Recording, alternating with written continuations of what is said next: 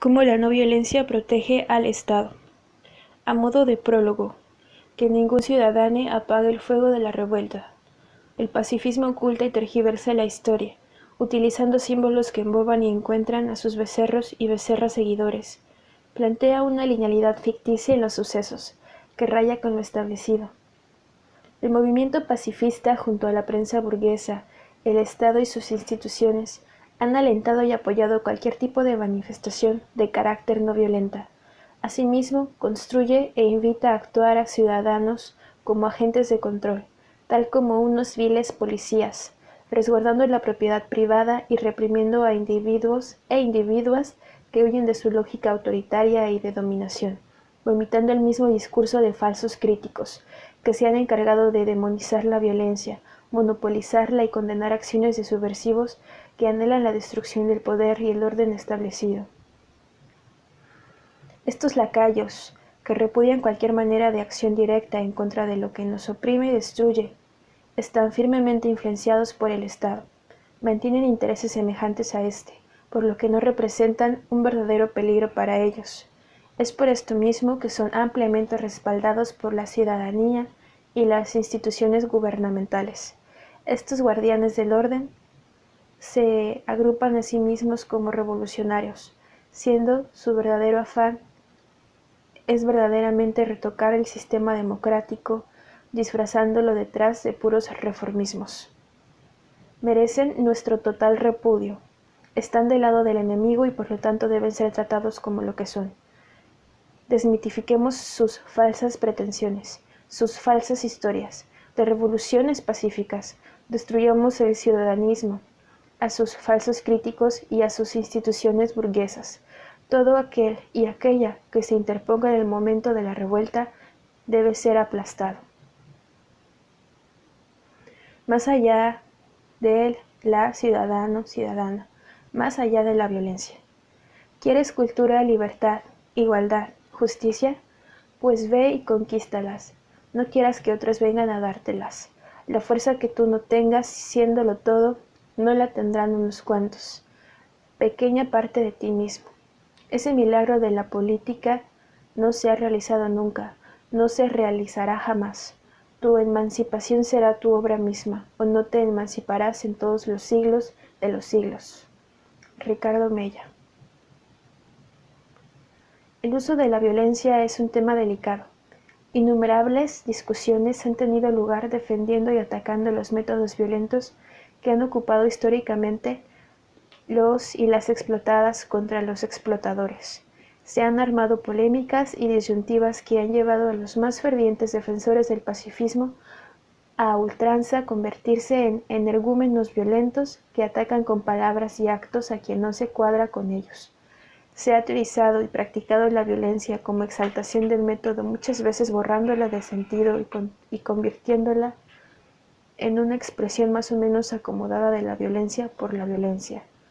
Más que esto, poniendo la violencia como la condición única para la liberación integral. Pero a nuestro parecer, podemos plantear las siguientes preguntas.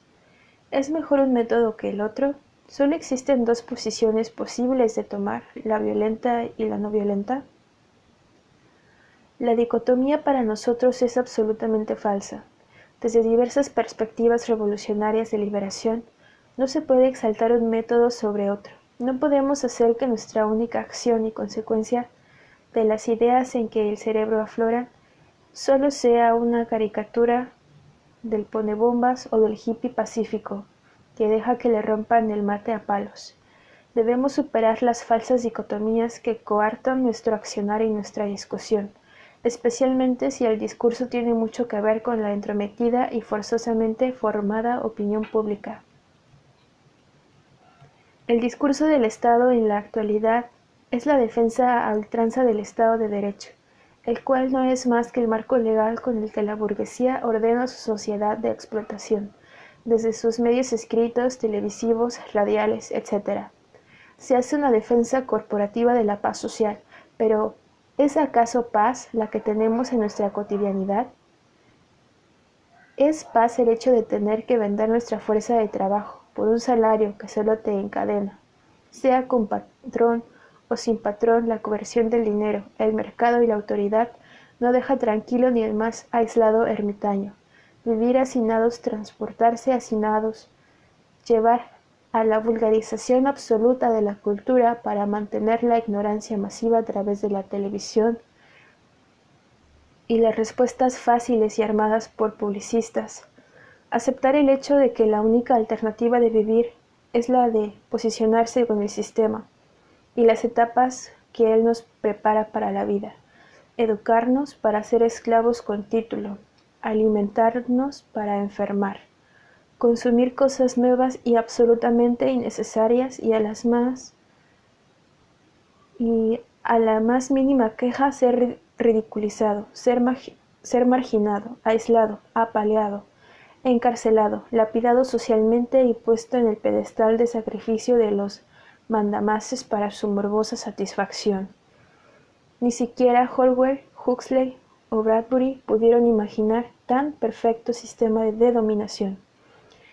La envidia de cualquier imperio pasado, el imperio de la mercancía y la autoridad. La propaganda a favor de los privilegios de la minoría social es incesante. Nos bombardean de todos los frentes, hasta de los autoproclamados críticos. El mensaje es claro: no se puede superar el Estado de Derecho para protestar por ninguna razón. Los que llegan a hacerlos son solo locas y locos, perdidos y delincuentes, aprovechadores que quieren dañar todo lo bueno de la sociedad en que vivimos. Y todo el que se aprecie para sí como una buena ciudadana o ciudadano del Estado debe impedir por todos los medios necesarios que las manifestaciones de todo tipo se desborden. Lo han intentado. Hemos visto patéticas imágenes de ciudadanos entregando o fundando personas para la policía y la prensa del capital.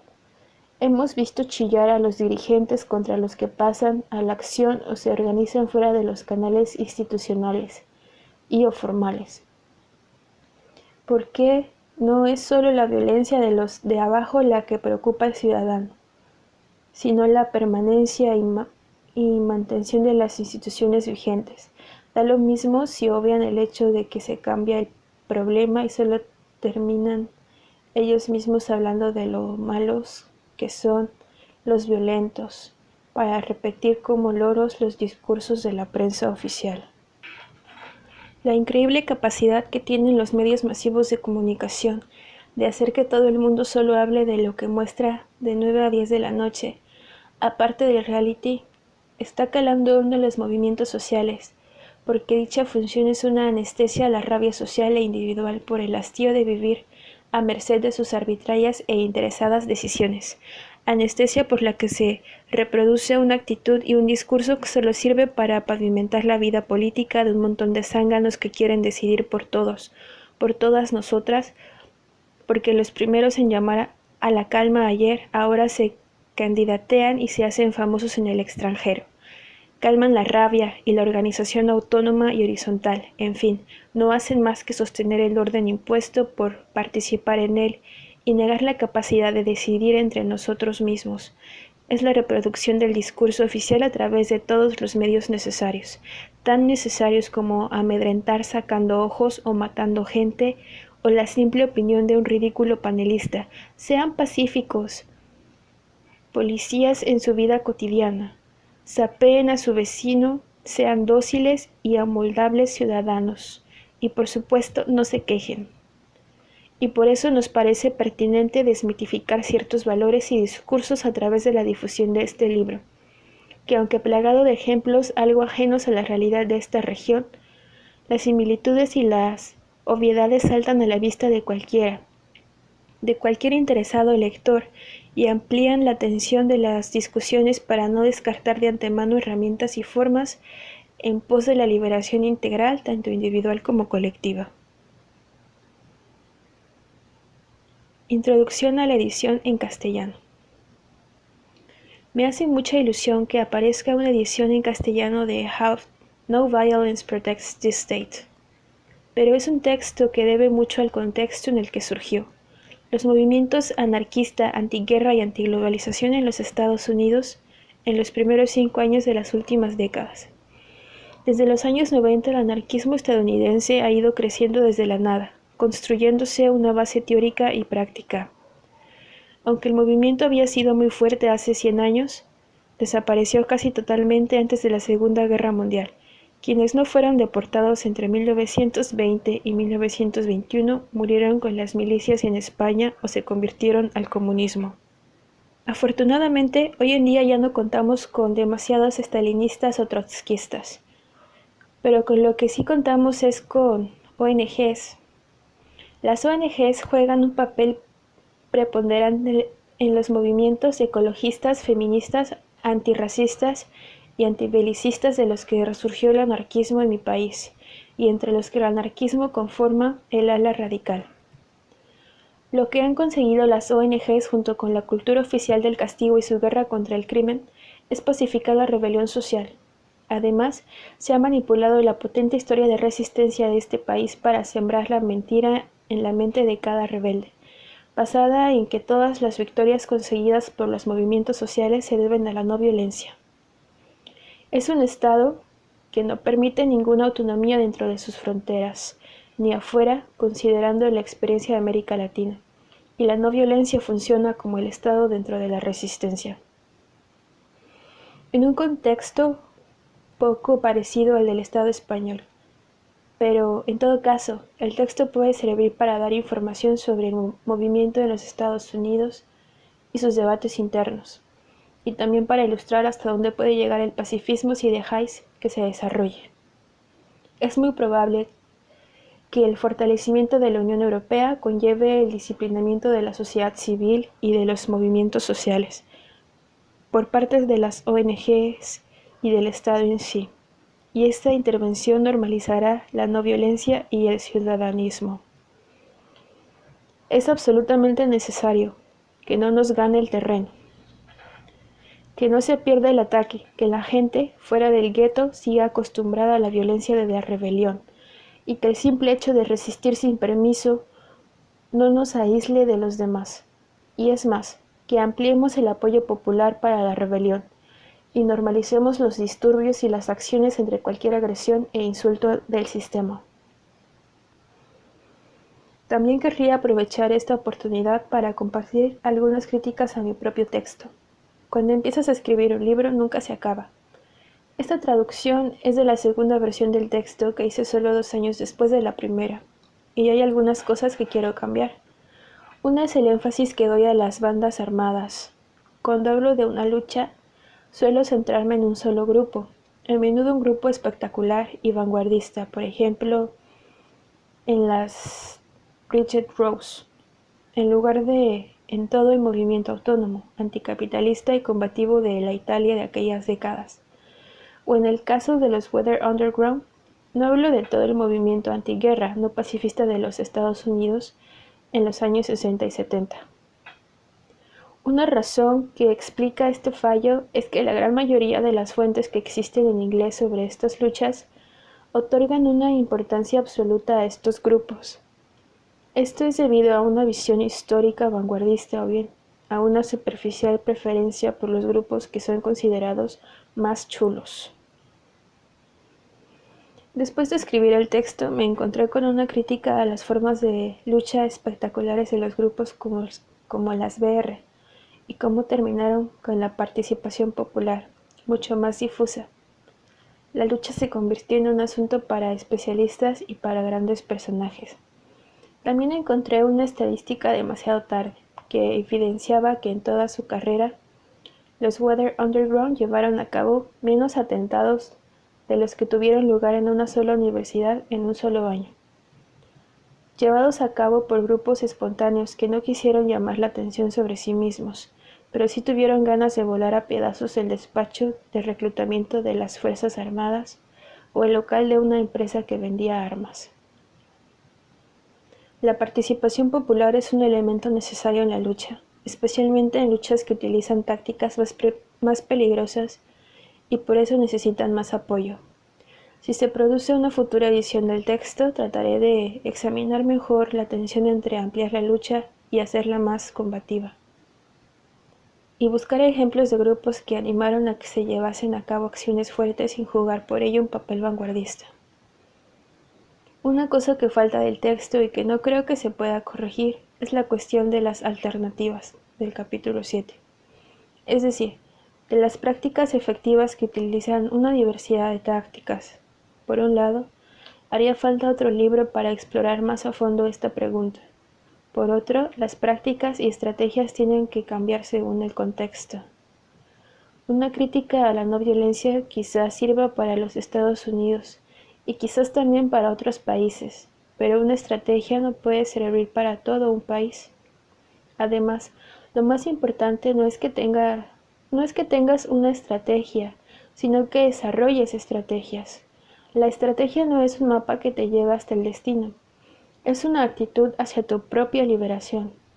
Es que te digas que no vas a seguir con una rutina, incluso con las rutinas revolucionarias, sino que vas a examinar y explorar y atacar a las grietas que aparecen en los muros del poder, con toda la curiosidad de una criatura y la rabia de una hoguera. No he visto que circulen muchos textos en los que se valoren las tácticas y estrategias actuales, y la mayoría de los que hay no son mucho más útiles ni van más allá del decirnos que todo lo que estamos haciendo es una mierda. Es muy fácil decir eso. Nunca tendrás que sentir la desilusión si nunca intentas hacer algo con ilusión, y además parecerás muy maduro y muy duro si nada de lo que hay a tu alrededor es suficiente. Y es que los violentos también podemos ser pasivos. La estrategia debería ser una actividad difusa que desarrolláramos en artículos, fanzines y conversaciones, tanto como en los libros. Antes de cada acción debemos preguntarnos, ¿cuáles son los objetivos? ¿Cómo vamos a conseguirlos? Y después de cada acción, ¿qué hemos conseguido y por qué? Y entre una acción y otra, ¿cómo podemos cambiar esta sociedad, o este barrio, o este movimiento para hacerlo más receptivo a la lucha? ¿Cuáles son los elementos necesarios para una lucha fuerte y sostenible? Los debates entre las distintas visiones son importantes para conformar las respuestas, pero hay que reconocer que el mundo es demasiado grande para una sola estrategia de lucha, así que los debates sirven para desarrollar ideas, no para llegar a un acuerdo. El futuro pertenece a la imaginación. Hay tantas posibilidades para la acción y tantas oportunidades para usar nuestra creatividad. Ante esta situación, él o la rebelde, que siente impotencia y aburrimiento en vez de ilusión y ganas, es que ya ha sido pacificado. Con amor y rabia. Peter Yerdelus, Barcelona, marzo del 2009.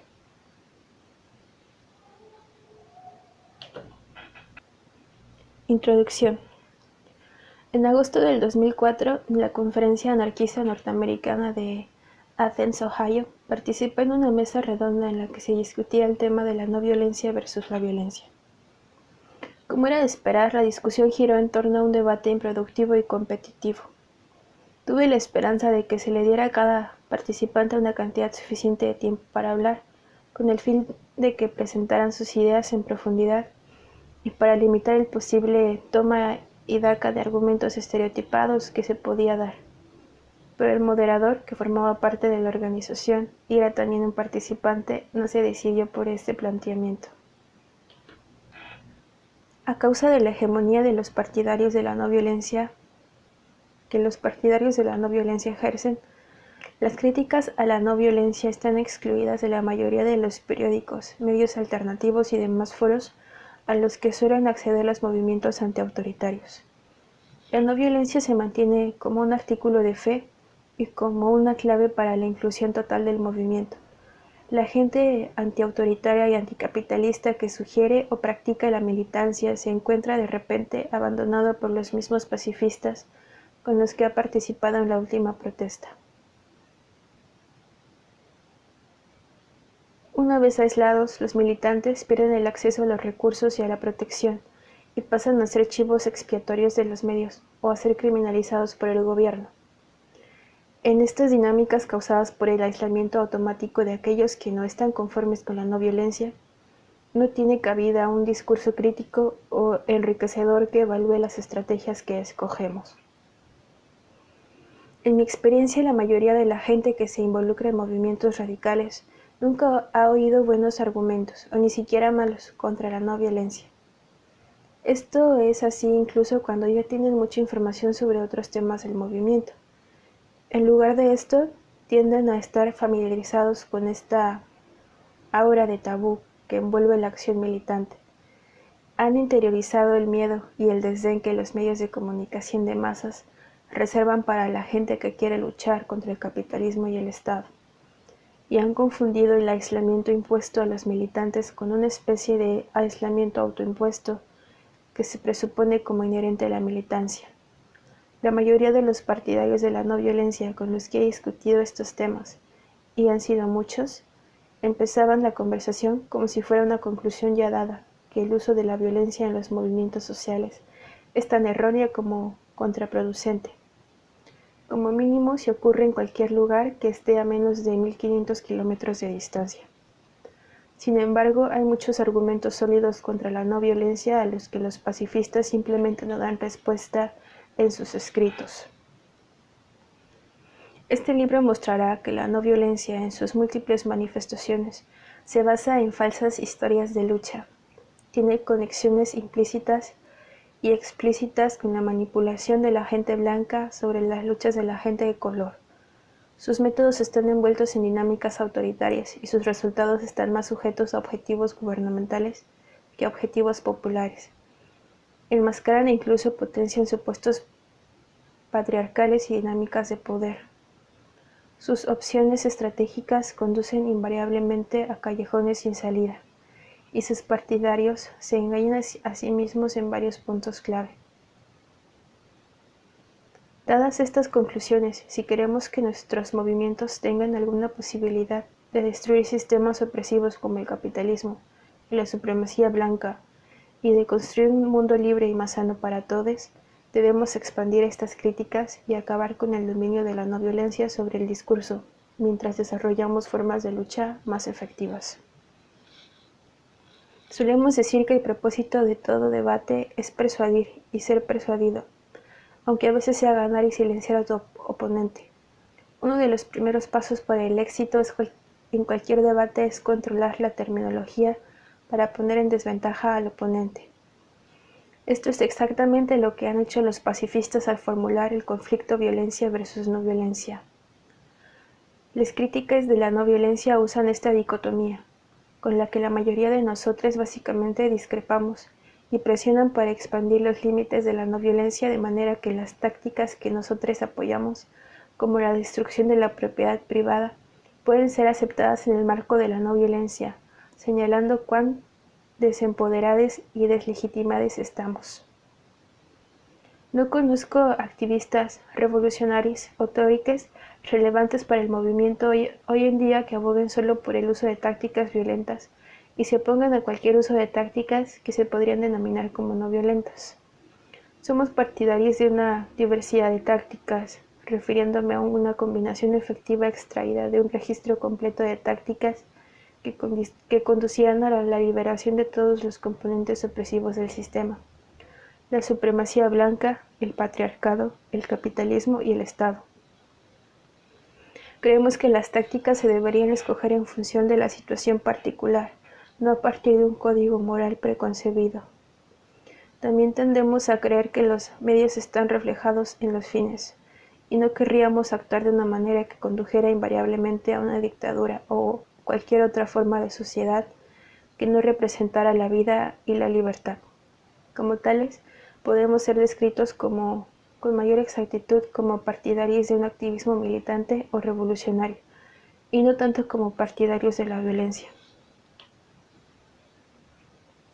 Me referiré a los partidarios de la no violencia por su propia denominación como activistas no violentos, o indistintamente como pacifistas.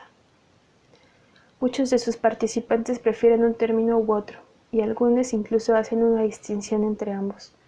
Pero por mi experiencia creo que las distinciones no son muy consistentes de una persona a otra. Y lo más importante, las pacifistas activistas no violentes tienden a colaborar entre sí independientemente del término escogido. Así que la diferencia de etiquetas no es relevante para las consideraciones de este libro. En términos generales, las palabras pacifismo o no violencia se refieren a un modo de vida o un método de activismo social que evita, transforma o excluye la violencia mientras que trata de cambiar la sociedad para crear un mundo más pacífico y libre. Llegados a este punto será de gran ayuda definir claramente el término violencia, aunque uno de los argumentos críticos de este libro es que dicho término no puede ser definido claramente. Debería antes esclarecer también algunos términos más que suelen aparecer con frecuencia. La palabra radical la uso literalmente para referirme a una crítica, acción o persona que va a la raíz de un problema concreto, lejos de concentrarse en las soluciones superficiales puestas sobre la mesa por los prejuicios y poderes de turno. La palabra no es un sinónimo de extremo o extremista, como muchos de los medios nos quieren hacer creer por ignorancia o estrategia. Asimismo, por si alguien aún sigue confuso, un anarquista no es alguien a favor del caos, sino alguien a favor de la completa liberación del mundo a través de la abolición del capitalismo, el gobierno y todas las formas de opresión autoritarias, para sustituirlos por la cantidad de acuerdos sociales que sean necesarios, probados o utópicos. Por otra parte, no uso la palabra revolución en un sentido literal, para referirme al derrocamiento de los actuales gobernantes por una serie nueva de gobernantes, cosa que haría del término revolución antiautoritaria un oxímoron, sino solo para referirme a la agitación social con amplios efectos transformadores.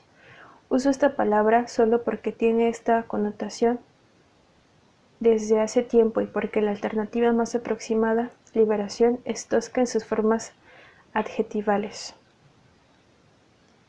Para volver a enfatizar una distinción crucial diré que las críticas de este libro no apuntan a acciones específicas que no ejemplifican el carácter violento, como una concentración pacífica, ni tampoco a activistas individuales que deciden dedicarse a trabajos no combativos, como la construcción de fuertes relaciones comunitarias. Cuando hablo de pacifistas y partidarios de la no violencia, me refiero, en cambio, a aquellos que impondrían su ideología al movimiento entero y disuadirían a los demás activistas de la militancia, incluyendo el uso de la violencia, o que no apoyarían a otros activistas por el simple hecho de ser militantes. Asimismo, un activista revolucionario ideal no sería un centrado obsesivamente en enfrentarse a la policía o involucrado en actos clandestinos de sabotaje, sino alguien que contempla y apoya estas actividades cuando son efectivas como parte de las posibles acciones necesarias para derrocar el Estado y construir un mundo mejor. Aunque me centré en desacreditar el pacifismo en pro de los objetivos revolucionarios, he incluido en el libro citas de pacifistas que trabajan para conseguir reformas parciales, además de las citas de gente que trabaja para la transformación social total. Incluyo citas de pacifistas reformistas solo en referencia a aquellas campañas donde trabajaron conjuntamente con pacifistas revolucionarios o cuando el material citado tiene relevancia para la cuestión, o bien en referencia a luchas sociales citadas como ejemplos de la ineficacia de la no violencia para lograr los fines revolucionarios. Es difícil hacer la distinción entre pacifistas revolucionarios y no revolucionarios, porque ellos mismos tienden a no hacer la distinción en el curso de las actividades en las que colaboran, asistiendo juntos a las protestas y usando frecuentemente las mismas tácticas en el transcurso de las mismas acciones. Porque el compromiso compartido con la no violencia y el compromiso no compartido con objetivos revolucionarios es el criterio principal que utilizan los activistas no violentos para decidir con quién trabajan. En conjunto, estas son las coordenadas que usaré para definir las limitaciones de mis críticas.